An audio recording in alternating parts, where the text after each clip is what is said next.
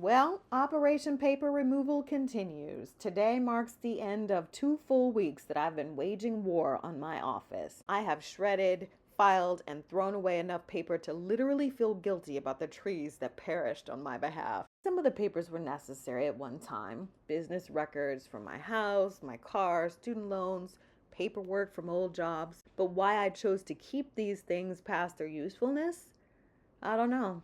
I suppose I had better things to do, but lately, seeing how my mother is living, watching her hoarding tendencies amplify as her dementia takes hold, I've felt this burning urge to get my entire existence together. I've been on a minimalist journey for a few years now, but lately I've ramped back up in earnest. I want to be lighter, easier in mind and spirit, and projects like this make that happen. It gives me more energy, which I need, frankly, to care for her. So I have been cleaning and organizing and giving things away like a mad woman. And it's been eye-opening, seeing how much I have that I don't need and seeing how much I have that I've forgotten about. It's been fun too, because there's a lot of good memories attached to some of these things. But I have been ruthless, and it's not over yet, baby. I am determined to keep the most minimal stash of papers in my little office. Everything filed and shredded appropriately. I'm getting there too, which is actually kind of wonderful. Part of me is doing for myself what my mother won't allow me to do for her. Even before her mind began to fade, she was a hoarder, clinging to clothes and papers and so much more that it had absolutely no use. Damaged things that, instead of being thrown away, were moved to the basement, out of sight, with no real hope of being allowed upstairs again. Sometimes she'd try to give these damaged things to me or to other people, and I'd roll my eyes and refuse to accept or to deliver them. I'm not gonna give someone something you've cast off that's damaged and broken, acting like it's a gift, I'd tell her. I found it embarrassing and completely ridiculous. I still do. I'd think you weren't right if you tried to give me an old rug with bleach stains or the back flaking off from dry rot, though she'd swear that's still good. But good for what? But, now I know that's just part of that hoarder mindset. I'd say just throw it out. I'd say that over and over. Why try to give someone something imperfect or ugly? I'd ask her, why are you clinging so hard to things that have so little use?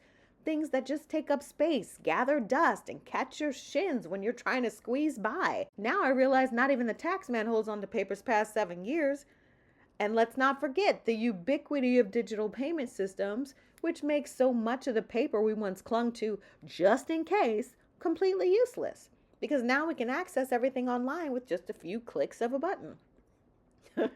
I can remember my mom saying to me once years ago, "You're always talking about the internet and saying that's online." Well, what if there is no online? I remember I laughed at her.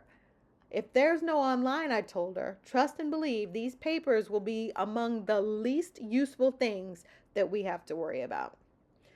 But anyway, here I am, grinding up the past, moving things into my simple filing system, smiling over my printed affirmations from 2010. Smiling over the yellow newspaper clippings and email printouts with messages that I still find valuable, the awards that I'd forgotten about from my publishing career. I found a beautiful black moleskin journal, completely empty, its origins mysterious. There's a treasured old postcard from my nephew when he was studying abroad in Ecuador with its still sweet words, and the envelope where he wrote Mama and then scratched it out and put TT. I kept the envelope. No idea where the card is that came with it. I also found a gorgeous black leather Bible with gold leaf tip pages, and now it holds a place of pride on my nightstand. I need to actually read it. But in the meantime, I'll let that proximity to goodness work in my favor.